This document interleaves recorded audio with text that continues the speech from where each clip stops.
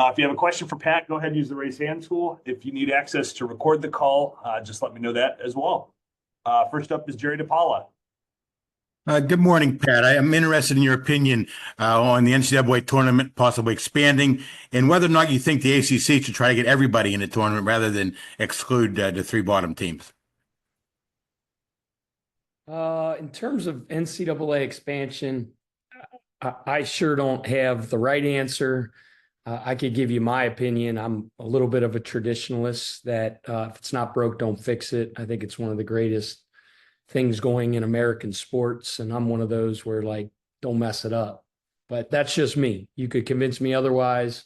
There's a lot of guys that are smarter than me that probably have better opinions, but that's what I think. And then in terms of I think you asked about the ACC tournament, whether everybody should get in or not. Yes, I did. Yep. I mean, in my opinion, I know probably logistically it might be very difficult. I haven't taken the time to think through the logistics and planning and scheduling. The extent of me thinking about this was 17 seconds ago when you asked me. But if you ask my opinion, I think everybody in our conference should have an opportunity to experience the conference tournament. It's March Madness. It's one of the coolest things in sports, as I mentioned. And from a student athlete experience standpoint, I've heard people talk about this passionately, that they all should experience that. And I'm in agreement of that. Thank you. Go next to Stephen Thompson. Hi, Coach. The past few years, legal sports gambling has really taken off. And, you've seen, you got a federal investigation into some college basketball teams for, improper gambling activities and things of that nature. So I'm curious how much that stuff kind of keeps you up at night as a coach and how you try to protect your players against it. Well, I mean, obviously gambling is huge in our country in today's day and age. And obviously it's seeped into every major professional sports entity, and college basketball is obviously one of those. I give our athletic department in our university a ton of credit for investing resources into the educational piece for our student athletes. We had a professional speaker come in here recently, and each team in our athletic department spent time listening to this presentation of this gentleman that got caught up on the wrong side of gambling, spent 6 years in federal prison. Just a very, very powerful story. Just things like that our athletic department does, obviously, to educate our student athletes as to the perils of involving themselves in anything like that. So I feel great about what we do at Louisville to make sure our guys are educated on those type of things. And it is what it is in this day and age, the amount of gambling that goes on. I was really taken aback a couple years ago when a couple of our guys at Charleston, the morning after a game, I overheard them at breakfast talking about how they were just getting annihilated by gamblers on social media because they messed up this bet or this prop bet or something like that. And I'm a little bit naive and old school. I remember when there wasn't cell phones, and our guys think I'm old as crap because I say that. But just the fact that actually even goes on, it blew my mind.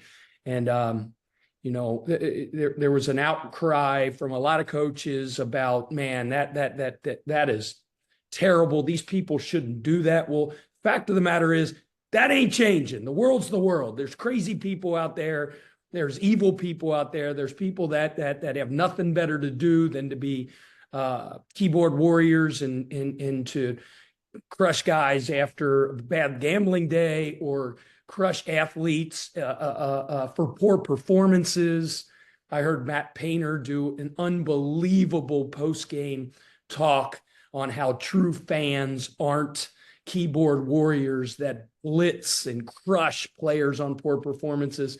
But at the end of the day, it's the world. And what I tell our guys is be above the line and don't pay attention to the crap. Stay off your mentions. Stay off your they're not going to stay off social media because they're 18, 19, 20, 20-year-old kids, and that's how they've been raised. That's how they live their life. But don't read the crap that people say, whether it's gamblers, whether it's evil fans saying negative things, or really it's when people say good things. Don't read any of it. So that's a lot of the education that I try to do with our guys. Thank you. Myron Metcalf. Hey, Pat. I know you saw Duke earlier and faced Cooper Flagg earlier in the season, but I'm wondering if there was something on film, something in the game that he did that sort of exemplified his talent and the things that have made him a National Player of the Year contender.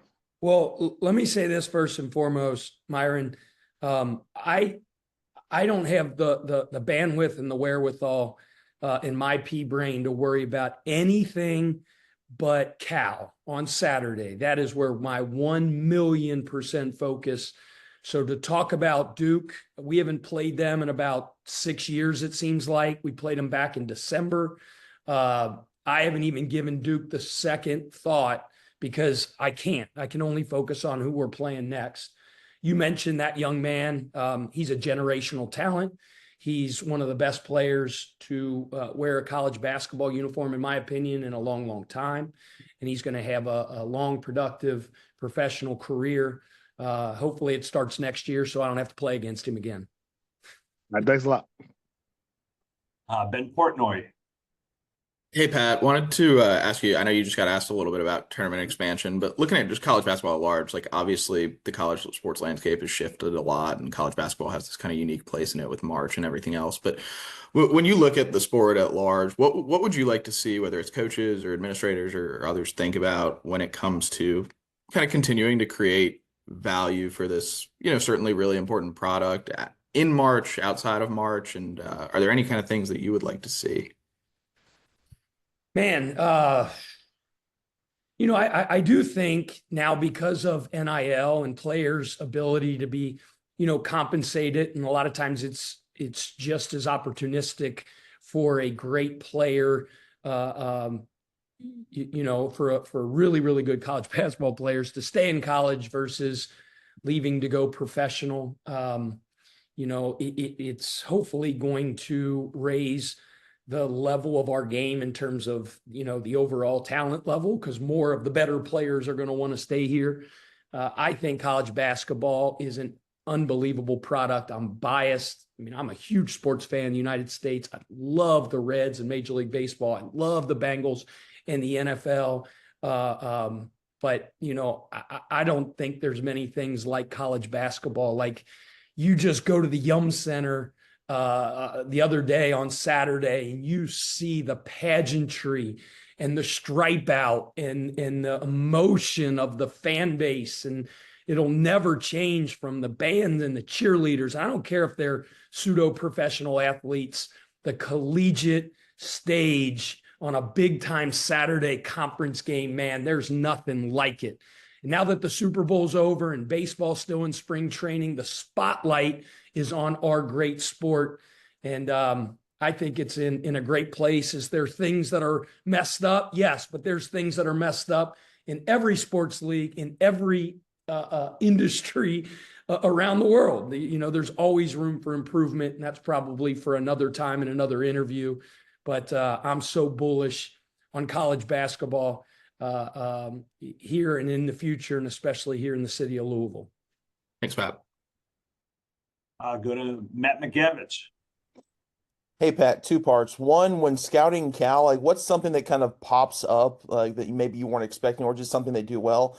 And two, with you and your team having a little bit of a shorter bench than maybe you've been accustomed to in the past, how have you and your support staff maybe approached rest and recovery as opposed to like in years past? Well, as far as Cal, I think a team takes on the personality of their coach, and Mark Madsen is one of the toughest, grittiest, grimiest, hardest playing players probably in a group in basketball history. He exemplifies skin knees and loose balls and playing with emotion. And that's what I see from his team, man. They are tough and hard playing.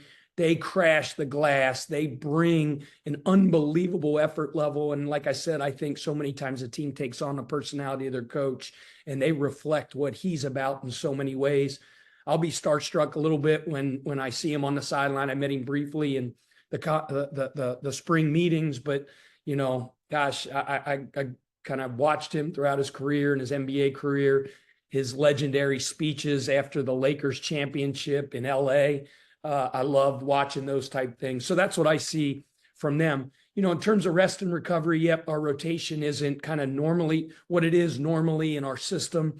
And that's just because of all the injuries. I have the best strength and conditioning coach and athletic trainer in the country in Katie Kresnick and in Eli Foy, and I trust them implicitly. They do an unbelievable job in the rest recovery of our players, in the strength and conditioning of our players, and I just trust their counsel. Every day they give me a great pulse on where individual guys are, where we are as a team, and whether we can ramp up or whether we need to ramp down. And that's part of our 25 strong culture. It's just, I have really good people around me, great people around me, and they make me look smart, which is really hard to do. All right, Pat, that's all the time we have. Thank you. Appreciate it. All right, thank you.